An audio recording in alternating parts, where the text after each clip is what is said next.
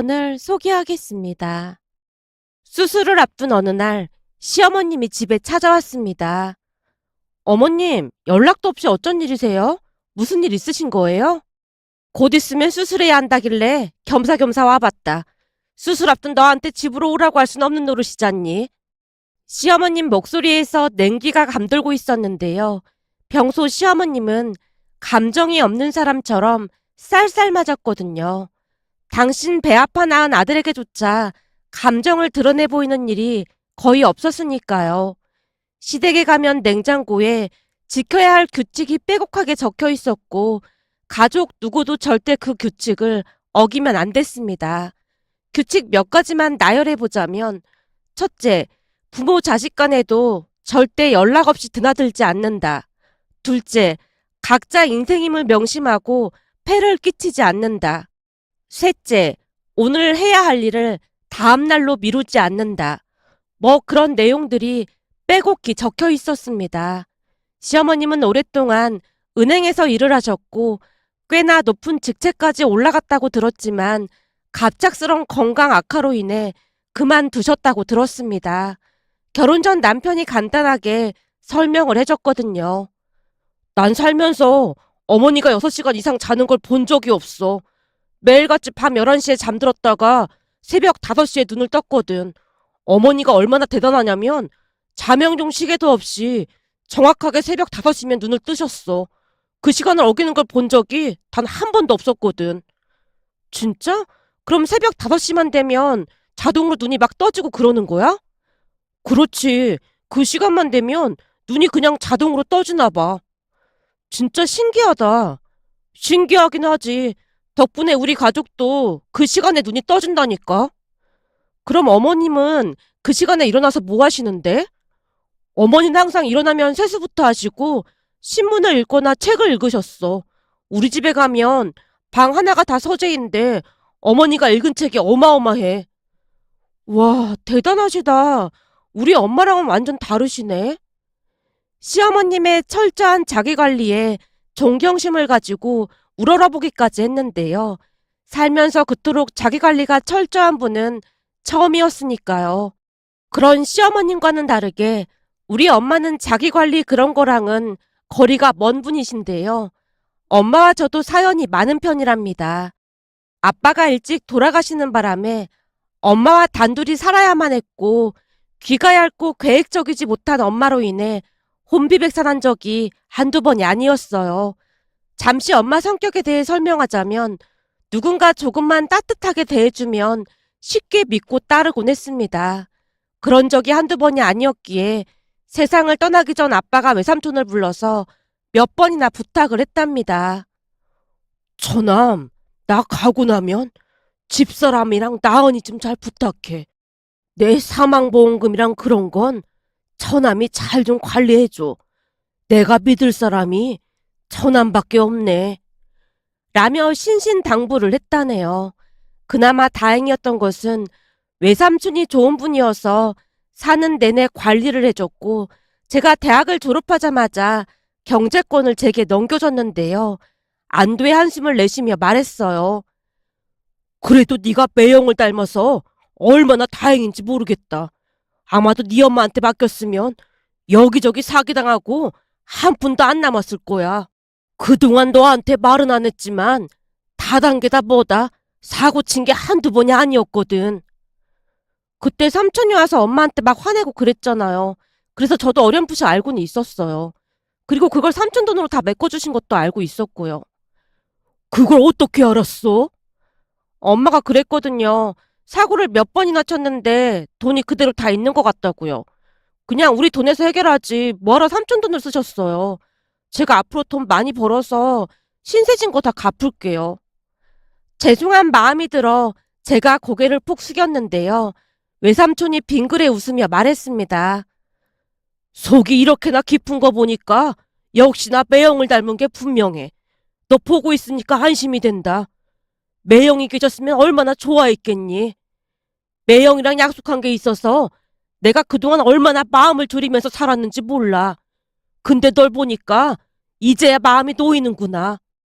그 뒤에도 외삼촌 외숙모가 항상 든든하게 자리를 지켜줬는데요. 다행히도 외숙모 또한 좋은 분으로 엄마보다 더 엄마 같았습니다. 항상 옆에서 든든하게 도움을 주곤 했거든요. 하지만 그 뒤에도 엄마는 사람을 쉽게 믿고 빠져드는 바람에 저와 말다툼을 한 게 한두 번이 아니었어요. 그랬기에 제 입장에서는 늘 불안한 마음속에서 하루하루를 버티듯 살아가고 있었습니다. 그런데 시어머님은 엄마와는 전혀 다른 분이셨기에 냉랭함 속에서도 왠지 모르게 든든했다고 해야 할까요? 너무나 냉정한 시어머님 모습에 남편은 고개를 절레절레 흔들기도 했지만 철저한 계획 속에서 하루하루 알차게 살고 있는 시어머님이 존경스러울 뿐이었어요. 결혼 어느 날은 시어머님이 제게 폭풍 잔소리를 했습니다. 이 선물 누가 산 거니? 네? 제가 골랐는데요. 니들 월급이 얼만데 이렇게 비싼 걸 사서 와. 냉장고 앞에 붙어있는 것 중에 7번째 항목 큰 소리로 읽어봐라. 지출할 때는 그게 꼭 필요한 것인지 몇 번이나 확인한다. 제가 기어 들어가는 목소리로 읊었는데요. 시어머님이 다시 잔소리를 시작했어요. 자, 봐라. 딱 봐도 백화점에서 산 것 같은데 이 옷이 얼마짜리니? 시어머님이 취조하듯 제게 따져 물었습니다. 어머님, 세일할 때 사서 그렇게 비싸게 사진 않았어요. 너 말 한 번 잘했다. 그 세일도 다 상술인 거야.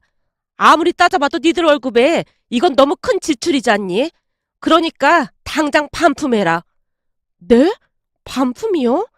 전에 제 생일날 어머니께서 주신 용돈도 있는데 이번만 그냥 입으시면 안 될까요? 그럼 제가 너무 죄송하잖아요. 시어머님 눈치를 보며 풀이 죽은 채 대꾸했지만 시어머님은 그저 완강하기만 했습니다. 네 생일날 너한테 용돈을 그만큼 준 건 난 그만한 능력이 되니까 그런 거고 니들은 능력도 없으면서 이렇게 지출을 하고 다니면 어떡해. 당장 가서 환불하고 난 그냥 마트 가서 복숭아 한 박스만 사다 주면 돼. 라는 말을 덧붙였습니다. 결국 우리는 백화점에 가서 반품을 해야 했고 싱싱하고 잘 익은 복숭아 한 박스로 선물을 바꿔드려야만 했습니다. 물론 복숭아를 받아든 시어머님이 아주 만족스러운 표정으로 말을 했어요. 그래도 복숭아는 싱싱하고 잘 익은 걸로 잘 사왔구나. 암튼 어머니는 너무 깐깐해서 문제예요. 어머니한테 선물하려고 이 사람이 얼마나 많이 고민했는 줄 알기나 해요? 사람은 분수에 맞게 살아야 하는 거야. 그러니 항상 명심해. 시어머님은 그 말만을 할 뿐이었습니다. 그날 집으로 돌아오자마자 남편이 긴 한숨을 내쉬었어요. 여보, 당신이 엄청 고민하다 선물한 건데 정말 미안해. 우리 어머니 때문에 기분 많이 나빴지? 아니, 난 별로 기분 안 나빴는데? 아니야. 우리 어머니 말투 자체가 기분이 안 나쁠 수가 없는 말투잖아. 특히나 며느리인 당신은 얼마나 기분이 나빴겠어? 사실 당신이랑 결혼하기 전에 만나던 사람 있었다고 했잖아? 그 결혼까지 하려고 했다던 그 사람?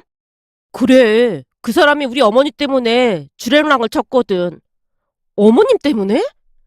처음 듣는 이야기에 놀란 채 눈만 꿈뻑이고 있었는데요. 남편이 기가 막힌 이야기를 꺼냈습니다. 남편 말에 의하면 첫 인사를 드리러 왔던 전 여친이 냉장고에 붙어있던 메모지를 보고는 뒤도 안 돌아보고 주랭랑을 쳤다네요. 그때 생각이 나는 것인지 남편이 양미간을 잔뜩 찌푸렸어요. 그걸 읽어보더니 누가 붙여놓은 거냐고 묻더라고. 그래서 아무 생각 없이 어머니가 써놓은 거라고 했더니 사색이 된 채 결혼 못하겠다고 하면서 그 길로 도망쳤다니까. 그래서 당신이 첫 인사 오던 날 내가 그거 떼자고 했거든. 근데 어머니가 들은 척도 안 하시더라고. 냉장고에 붙어있는 걸 잠시 떼놓자고 했다고?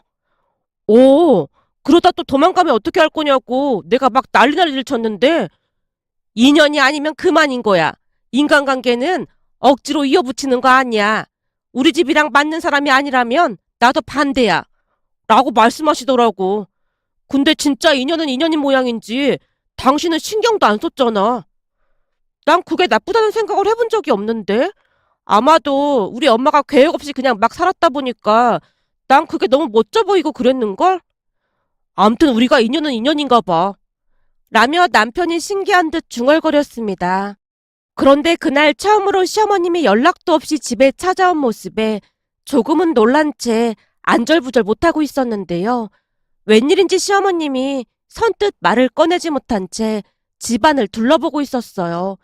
그 모습에 제가 조심스레 먼저 말을 꺼냈습니다.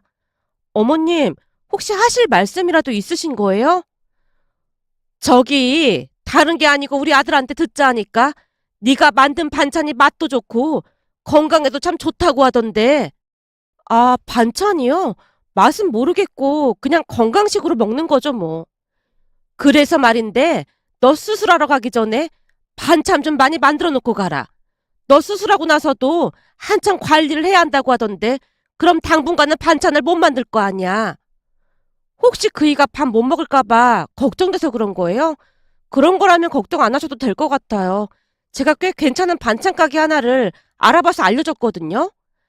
겸사겸사 그런 거니까 반찬 좀 만들어 놓고 수술 들어가라. 우리 아들한테 듣자 하니 닭으로 만든 샐러드? 그런 것도 아주 잘한다며? 샐러드요? 오늘따라 왜 이렇게 말귀를 못 알아듣는 거니? 그러니까 그동안 자주 먹던 음식들 좀 만들어 놓고 수술하러 가라는 거잖니. 알아보기 쉽게 레시피까지 일일이 적어주면 더 좋고. 혹시 어머님, 아버님 건강식 드시려고 그러시는 거예요? 그거 인터넷에도 잘 나와 있어요. 네가 만든 게 맛이 있다고 하니까 그런 거 아니야. 암튼 레시피 작성해서 내 이메일로 보내놔라. 라면 시어머님이 급히 집을 나섰습니다. 어머님, 차라도 한 잔 드시고 가세요. 됐다. 차는 필요 없으니까 넌 레시피나 꼭 보내. 알겠니? 알겠습니다. 시어머님이 급히 집을 나서는 모습에 한동안 멍이 바라만 보고 있었는데요. 아무리 생각해봐도 무슨 영문인지 알 수가 없었거든요. 그리고 한편으로는 수술을 앞둔 사람한테 막무가내로 반찬을 만들라는 시어머님 말에 기분이 나쁘기도 했는데요.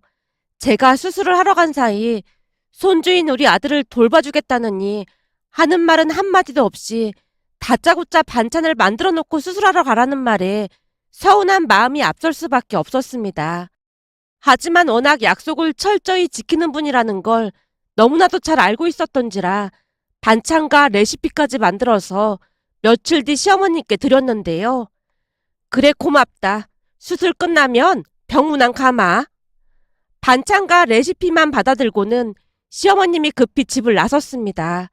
시어머님이 집을 나서는 모습에 남편도 이상한 듯 말을 꺼냈어요. 어머니 진짜 너무한 거 아니야? 허리 디스크 때문에 수술하러 들어간다는 사람한테 어떻게 반찬을 만들어 놓고 가라고 할 수가 있어? 완전 시집살이 시키는 거잖아. 나도 조금 이상하긴 한데 당신은 그냥 모른 척 하고 있어. 아니지. 이런 건 직접 말을 해야 하는 거지. 아니야. 어머님께서 이런 적 없으셨잖아. 그러니까 그냥 문제 만들지 마. 어머니 입장에서는 내가 수술 들어가면 당신이랑 은우가 걱정돼서 그럴 수도 있잖아. 특히나 은우는 내가 만든 음식 아니면 잘 먹지도 않으니까 손주 생각하면 그럴 수도 있는 거지. 우리 어머니처럼 개인주의 성향이 강한 사람이 참 손주 생각하셨겠다. 지금도 당신 수술 들어가는 거 뻔히 알면서 반찬 만들라고 하는 것 봐. 절대 그런 생각하실 분이 아니라니까. 남편 얼굴에 불만이 가득해 보였는데요. 항상 냉랭하기만 한 시어머님께 쌓인 게 많은 듯해 보였습니다. 하지만 남편 말과는 다르게 수술을 앞둔 어느 날 시어머님이 먼저 말을 꺼냈어요. 은우는 나도 오며 가며 잘 돌볼 테니까 걱정하지 말고 수술 잘하고 나와라. 네, 어머님, 감사합니다. 내 손주를 내가 돌본다는데 감사할 게 뭐가 있어. 그리고 사돈 양반도 내가 잘 돌볼 테니까 걱정하지 말고. 시어머님 입에서 엄마를 잘 돌보겠다는 말이 나왔지만 그때 당시에는 디스크로 인해 많이 아픈 상태였기에 그게 무슨 의미인지 이해하지 못했는데요. 수술을 하고 난 뒤 병문안으로 온 엄마가 놀랄만한 말을 꺼냈습니다. 저기, 너 아픈 거 아는데 언제쯤 퇴원할 수 있는 거야? 아파서 수술한 딸한테 벌써 퇴원 얘기 꺼내는 거야? 그건 그렇고 엄마 음식 관리 잘하고 있는 거지? 내가 안 챙긴다고 아무거나 막 먹고 있는 거 아니지? 설마 이 와중에도 음식 관리 안 하면 엄마 진짜 나쁜 엄마인 거야. 제가 쉴 새 없이 잔소리를 쏟아내고 있었는데요. 순간 엄마가 땅이 꺼져라 한숨을 내쉬다가는 대답했습니다. 요즘은 그런 음식은 구경도 못 해봤으니까 걱정하지 마. 맨날 건강식으로 아주 잘 먹고 있으니까. 엄마가 잘도 건강식으로 먹고 있겠다. 인슐린 주사는 잘 맞고 있는 거지? 골치 아프니까 그 음식 얘기는 꺼내지도 마. 근데 안사돈한테 말 좀 잘 해주면 안 되겠니? 엄마 입에서 시어머님 이야기가 나왔습니다. 안사돈이라고 하면 우리 시어머님을 말하는 거야? 그래. 안사돈한테 말 좀 잘해봐. 우리 어머님께 무슨 말을 하라는 거야? 도무지 무슨 말을 하는지 알 수가 없어 엄마를 빤히 바라보고 있었는데요. 엄마가 충격적인 이야기를 시작했어요. 사실은 안사돈이 매일같이 찾아와서 식당 관리를 해주고 있어. 근데 너보다 100배는 빡시게 해서 요즘 숨도 제대로 못 쉬겠어. 알아듣게 말을 해. 대체 그게 무슨 말이야? 라는 질문에 엄마가 그동안 있었던 이야기를 시작했습니다. 엄마 말에 의하면 제가 수술을 하고 난 뒤 하루도 빠짐없이 시어머님이 집으로 찾아왔다고 하네요. 어느 날 아침 초인종 소리에 문을 열었더니 시어머님이 서 계셨고 엄마가 물었답니다. 사돈이 무슨 일로 오신 거예요? 며느리가 수술을 해서 한동안 못 찾아올 것 같아서 제가 왔습니다. 이건 며느리가 알려준 레시피랑 제가 여기저기 더 찾아봐서 만든 것들이니까 잘 챙겨 드세요. 세상에나 뭘 이렇게까지 하시는 거예요? 제가 알아서 잘 챙겨 먹을 테니까 걱정하지 마세요. 사돈, 전에도 난리 났었던 거 벌써 잊으신 겁니까? 오죽했으면 우리 며느리가 수술하러 들어가면서도 사돈 걱정만 했겠습니까? 아니, 내가 뭘 어쨌다고 그랬을까요? 창피한 마음이 들어 엄마가 홀로 중얼거렸다는데요. 시어머님이 지나간 일을 상기시켰답니다. 사돈 당뇨 때문에 콜라 그런 거 드시면 안 되는데 전에 며느리 몰래 피자에 콜라 시켜 먹다가 걸려서 난리가 났었다면서요. 라며 시어머님이 엄마에게 일침을 가했다는데요. 사실 우리 엄마는 당뇨로 인해 매일 인슐린 주사를 맞고 있습니다. 하지만 식탐이 너무 많다 보니 참는 걸 많이 힘들어했고 매일같이 감시하고 또 감시하면서 관리를 했습니다. 그러던 어느 날은 출장을 갔다가 조금 일찍 도착을 했고 집에 들어갔는데 화들짝 놀란 엄마가 남은 콜라를 한 번에 들이키는 바람에 그만 코와 입으로 콜라를 뿜어대는 진기한 모습을 보이기도 했는데요. 그때 당시 저는 무슨 큰 병에 걸린 줄 알고 경기를 한 채 기절까지 할 뻔했습니다. 그 뒤 엄마도 큰 충격을 받긴 했던 것인지 식탐이 많이 줄어들었고요. 하지만 그렇다고 해서 식탐이 하루아침에 완전히 줄어들진 않았기에 늘 관리하고 또 관리를 해야만 했습니다. 조금이라도 방심을 하게 되면 도로아미타불이 되기 십상이었으니까요. 그리고 그런 이야기를 남편에게조차 하기 힘들었던 부분이었기에 홀로 삼킨 채 하루하루를 보내고 있었습니다. 그러던 어느 날은 시누이가 사귀고 있다던 사람을 가족들에게 인사시켰는데 만나보니 인성에 문제가 많아 보였어요. 물론 가족들의 충격이 어마어마했고 특히나 시어머님의 충격은 이루 말할 수가 없었습니다. 그동안 들었던 모습과는 전혀 다른 모습이었거든요. 덕분에 시어머님 한숨소리가 깊어져 갔고 어느 날은 시어머님을 모시고 나와서 간단하게 식사를 하면서 맥주를 마시게 됐는데요. 평소 술을 잘 못 마시던 시어머님이 연거푸 맥주를 들이키며 제게 하소연을 하기 시작했습니다. 내가 웬만해야 말을 안 하지. 너도 봤잖니? 그러게요. 저도 진짜 놀라긴 했어요. 첫 인사 오면서 청바지에 티 하나 입고 온 거? 그래. 그거 그냥 이해할 수 있다고 쳐. 근데 식사하는 내내 하는 말 너도 들었잖니? 라며 시어머님이 잔뜩 격분한 채 소리쳤습니다. 그날 신우이 남자친구라는 사람이 집 안으로 들어섰는데 낡은 청바지에 잔뜩 구겨진 티를 입고 있었어요. 그 모습에 다들 어안이 벙벙해 있었지만 겉모습이 중요한 게 아니라는 생각을 한 채 애써 긍정적인 생각을 하려 노력했는데요. 식사를 하는 내내 반찬 투정을 하는 건 아무것도 아니었고 결혼하게 되면 시댁에 들어와서 살고 싶다는 말까지 하는 게 아니겠어요? 나중에는 시누이도 눈치가 보였던지 남친을 말리기도 했지만 남친이란 사람은 인성도 안 좋았을 뿐만 아니라 눈치도 없는 한마디로 최악 중에 최악이었습니다. 물론 그 뒤 두 사람은 헤어졌다고 들었지만 시어머님은 큰 충격으로 인해 삶이 조금은 무너져 내린 듯한 그런 느낌이었다고 해야 할까요? 그날 시어머님이 제게 물었거든요. 넌 이해가 되니? 어쩜 사람을 데리고 와도 그런 사람을 데리고 올 수가 있어. 한마디만 해보면 아니지. 옷 입고 다니는 것만 봐도 그냥 딱 알겠더구만. 아마도 아가씨가 공부만 하다 보니까 사람 보는 눈이 좀 없었던 것 같아요.